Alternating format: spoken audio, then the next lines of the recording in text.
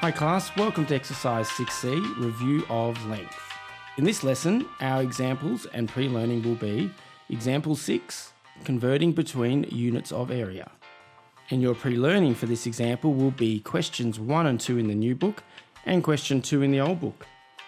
Then we'll do example 7, finding the area of basic shapes.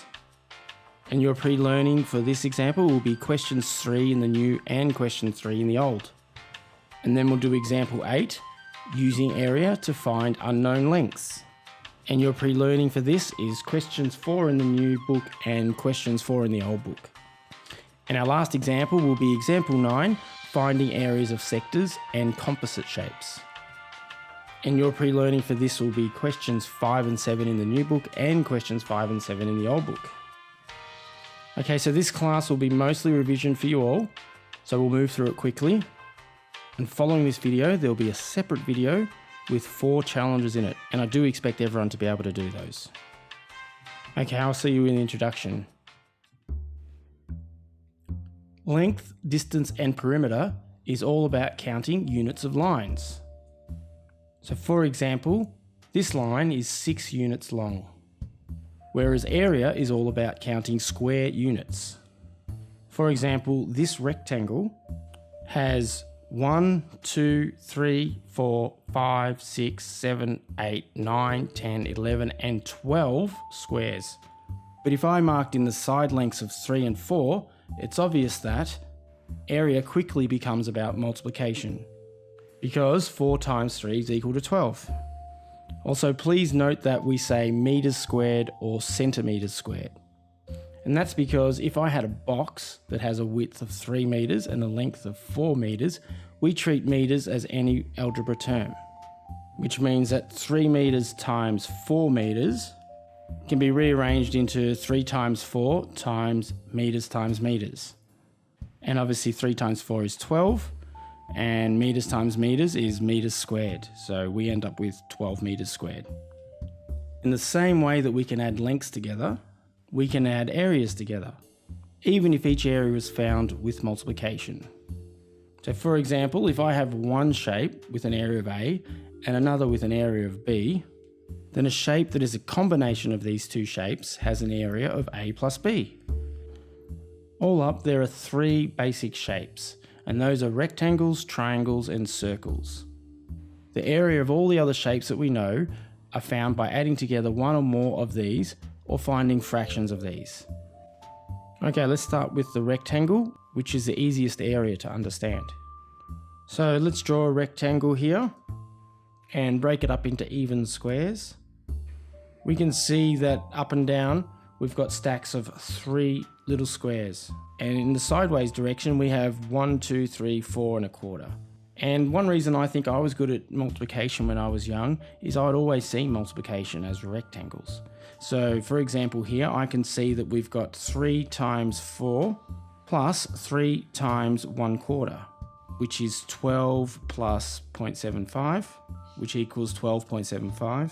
And the other way to find the area is just straight out say 3 times 4.25. And you know that's equal to 12.75. So the rule for the area of a rectangle is just its width times its length. It's also worth mentioning that squares are rectangles, okay? They're a special type of rectangle. All right, and the second shape is triangles, which is the fundamental shape of all 2-dimensional shapes. If I was to draw a triangle that has a base width of B and a height of H, and then draw a box around it, it's clear that that triangle fills up half of the rectangle B times H. So therefore the area of this triangle is a half of B times H, because B times H equals the area of that rectangle. Now for these 2 triangles, this rule is obvious. But for this type of triangle, it's not so obvious, and it's definitely worth exploring, so this is going to be a challenge. And the last shape, shape number 3, is circles. This is a well-known formula, but it would be quite challenging to explain why. So let's just state that rule, and that is that a circle with radius r has an area that is pi r squared. And this is the number pi times the radius squared. Make sure you know that pi is not squared. Showing why this rule must be true with triangles will be a challenge for you. Alright, I'll see you in the next section. So recall how we converted units of length. Let me paste in the diagram from our lesson on length. So when I convert from kilometres to metres, I multiply my number by 1,000, etc, etc. Okay? But with area, we're going to square these ratios. And let me give you a very simple example. Okay, so let's have a square that has side lengths of 1 centimetre. Now, each of these centimetres are equal to 10 millimetres, as we can see from our length diagram. And the area of this square is 1 centimetre times 1 centimetre is 1 centimetre squared. But if we were to use the millimetres, that's actually 10 millimetres times 10 millimetres equals 100 millimetres squared. So you can see the difference between 100 and what we have on the diagram up here. Okay, so that was growing by 10. So now we end up growing by 100, which happens to be 10 squared. And this change in conversion ratio is true for all units. So let me paste in a diagram for the conversion between squared metric units. Here we see when I go from kilometres squared to metres squared, I go to 1 million. And 1 million is obvious because that's 1,000 squared. And from metres squared to centimetres, it's 10,000. And I'm going to use this in the following example, which is example 6, where I'll show you the quick and easy way at the end, but I'll step through them slowly so it's obvious why we make this level of conversion. Okay, so part A, we need to convert 2.5 centimetres to millimetres.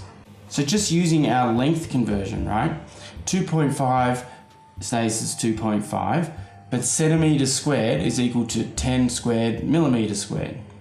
So I've just subbed in the 10 millimetres for 1 centimetre, and we've left the square there.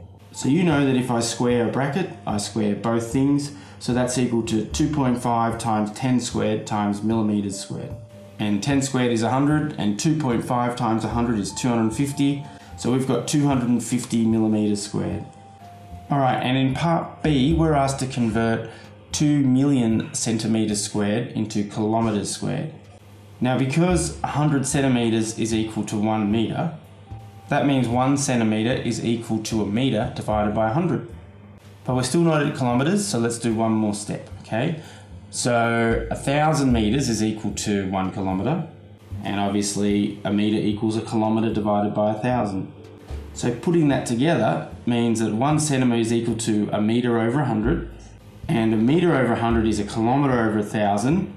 So subbing in a kilometre over 1,000 for the metre, we end up getting a kilometre over 100,000. And that means that 2 million centimetres squared is equal to 2 million times a kilometre over 100,000 squared. And all we've done there is sub in kilometre over 100,000 for centimetre. And we just worked out above why that has to be true. So this will be quick and easy if we use some scientific notation, because we've got so many powers of 10, right? So 2 million is equal to 2 times 10 to the 6, and 100,000 is equal to 10 to the 5. So I'll write that in that place. And squaring the inside of the brackets, we get kilometres squared and 10 to the 10. So I'm going to put that under the 10 to the 6. And a little bit of exponential rules, we end up with 2 divided by 10 to the 4. And that just means we've got to move 2 to the 4th decimal place. Now just note that you can use the justifications I did, or just use the formula from the start of the section. So let's go back up and have a look at that again, focusing on centimetres to millimetres and centimetres to kilometres. So centimetres to millimetres is this one here, and that's just times 100.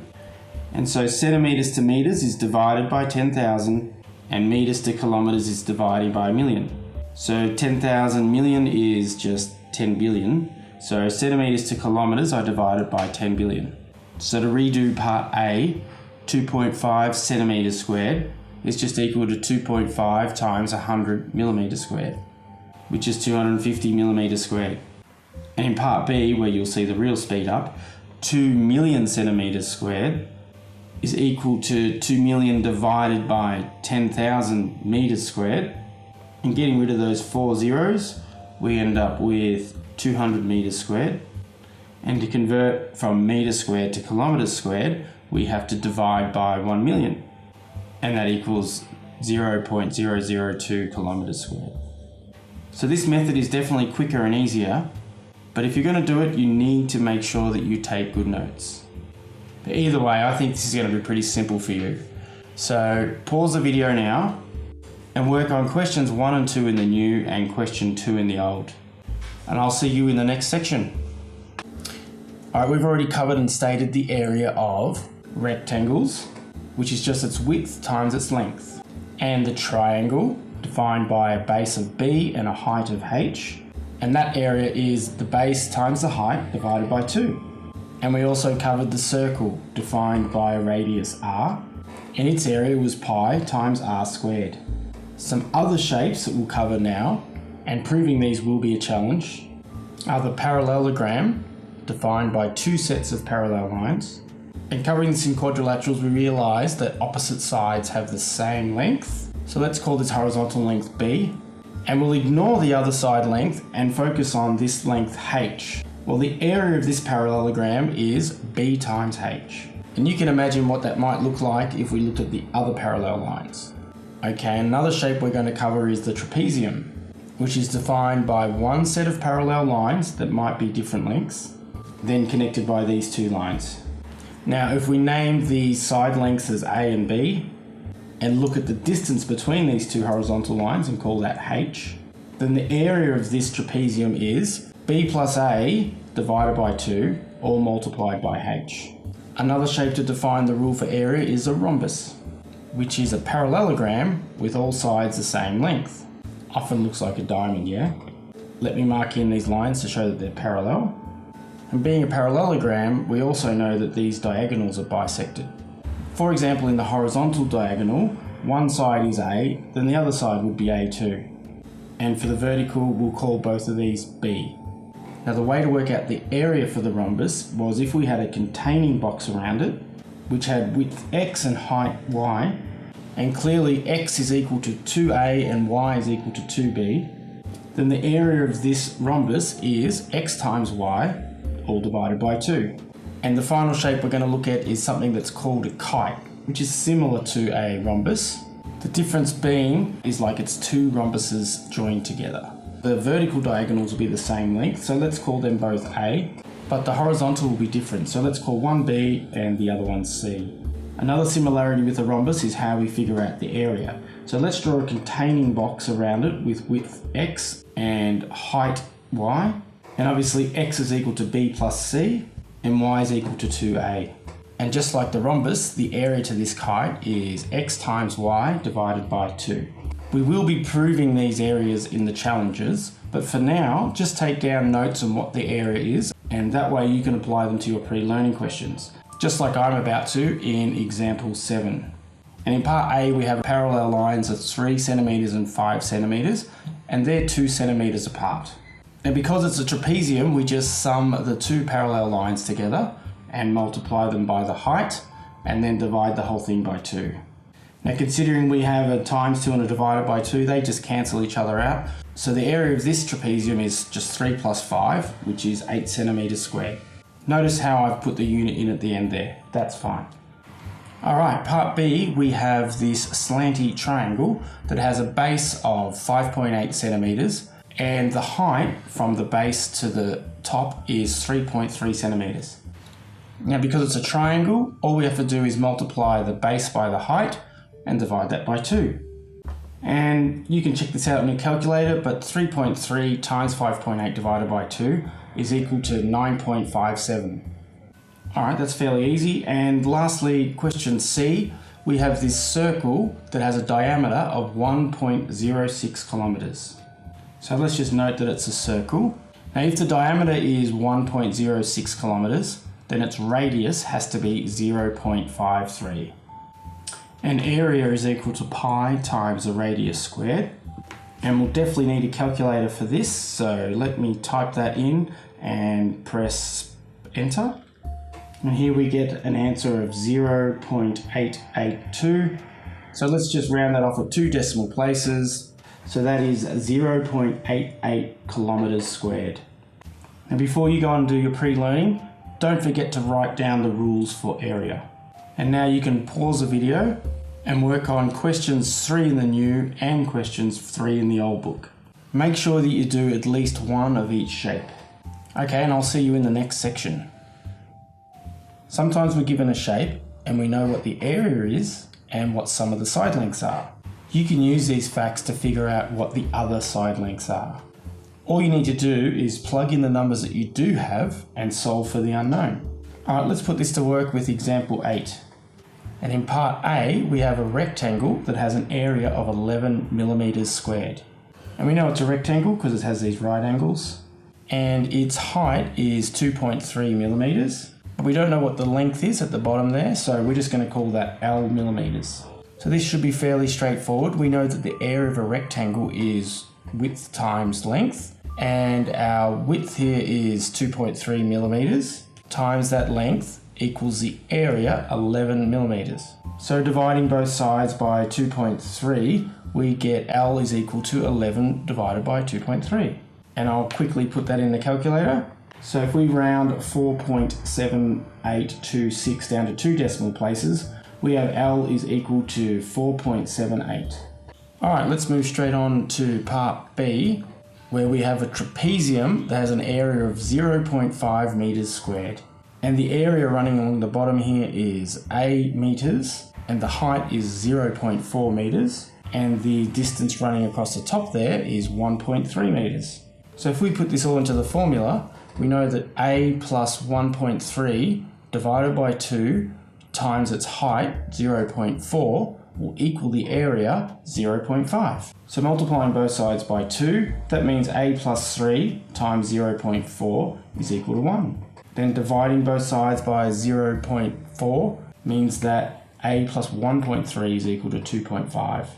Then subtracting 1.3 from both sides, that means that A has to equal 1.2. So clearly my diagram doesn't represent the shape very well, but we had an unknown, and if I was to redraw it, obviously A would be a lot closer to 1.3. So these type of questions are really that easy, okay? Just sub in the numbers you know, with the formula you know, and then solve for the unknown. Okay, at this point you better pause the video and work on questions 4 in the new book and question 4 in the old book. And just like in the last question, make sure you do one question at least for each shape. And then I'll see you in the next section. Let's recall from the introduction that you can add areas together, you can subtract areas from each other, or you can find proportions of areas. And these concepts are really important to finding areas of sectors and composite shapes. So let's start off with sectors, which could end up either being a pizza slice or a Pac-Man shape. So to draw what these look like, let me start off with 2 circles. Now we know that this circle has an area of pi r squared. But what about these 2 sector shapes? First we'll do the pizza slice, which I'll make clearer by copying over here. And then we'll have a look at the Pac-Man shape. And once again, I'll copy that to make it clearer. Well, the area of a sector is these theta angles divided by 360 degrees multiplied by pi r squared. And I should have drawn another angle in there to define the Pac-Man sector. Now obviously the reason why this is true is because the fraction, theta on 360 degrees, is the proportion of the circle that the sector fills. So that's our rule for the sectors. Now let's have a look at adding or subtracting parts of an area. Now in the introduction you saw that if we had 2 areas and one had an area of A and the other had an area of B, then the total area would be A plus B. But what about a complex shape like these 2 triangles, where we're just given A and B as the width and height of the whole shape? Now we could figure out each triangle, but really there's not enough evidence here to work them out. But we could look at it a slightly different way. So let me draw that containing box, and that's clearly a rectangle with area AB. Now instead of focusing on what we do have, let's have a look at what we don't have, which would be this triangle here. We can see that this has a base of A and a height of B. So we have a triangle with areas AB divided by 2. So that means our remaining area is the rectangle minus the triangle, and their areas were AB and AB on 2. And a whole of anything minus a half of it is equal to a half of it. So our answer is AB on 2. So when you're doing your pre-learning, you're going to have to decide whether you need to add, subtract, multiply, or divide. Usually the choice is pretty obvious. Let's try a couple of these with example 9. In part A, we have a sector that's defined by this angle theta. but we don't know what it is because they've just given us this angle 80 degrees. And I should also mention there's a radius of 3 centimeters. So using our formula, I'd know that the area for this is theta divided by 360 times pi times r squared. So what is this theta? Well, theta plus 80 degrees adds to the full revolution. So that means that theta is equal to 360 degrees minus 80 degrees, which is 280 degrees. And we have r written here as 3 centimeters. So that means we can rewrite the area as 280 over 360 degrees times pi times 3 squared. Now if I divide top and bottom of this fraction by 40 degrees, I'm going to end up with 7 on 9 times pi times 9, which is 9's 3 squared. So we've got to times 9 and divide 9, so they both cancel out. So we're left with 7 pi. Therefore our exact answer would be 7 pi centimeters squared. But if I'm going to estimate it to 2 decimal places, I'll need to use the calculator. So here we're left with 21.991. So that 1 doesn't change anything, so it's equal to 21.99 centimeters squared. So that's one of the tricky ones I was telling you about in the lesson where we first saw sectors. All you have to do is realize that a full revolution is 360 degrees and subtract the angle that you're given to find the theta, if you're given the different angle. All right, let's move on to part B, where we have this weird looking shape. And the only length we're given here is that this bottom rung here is 5 meters, and that this length here and this length here are the same. So in this question, you're going to have to add the two areas together, plus to find one of the areas, we're going to do some subtracting. So let's just do the first simple area first, and that's this square at the bottom. Now, if we have a look at the more complicated area, which I'll call B, well, that's got this square shape, and then we'll have to subtract away an exact quarter of a circle. So the square area is obviously 5 meters squared, or 25 meters squared. But this circle has an inner theta of 90 degrees and a radius of 5.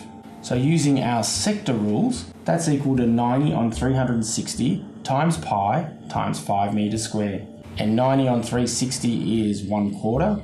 So we're left with 1/4 times pi times 25 meters squared. So therefore B is equal to 25 meters squared minus the area of the sector. And factoring out the 25 meters squared, we're left with 25 times 1 minus 1/4 of pi. So if we call this area A, then the total area is A plus B, which is equal to 25 plus 25 times 1 minus 1/4 pi.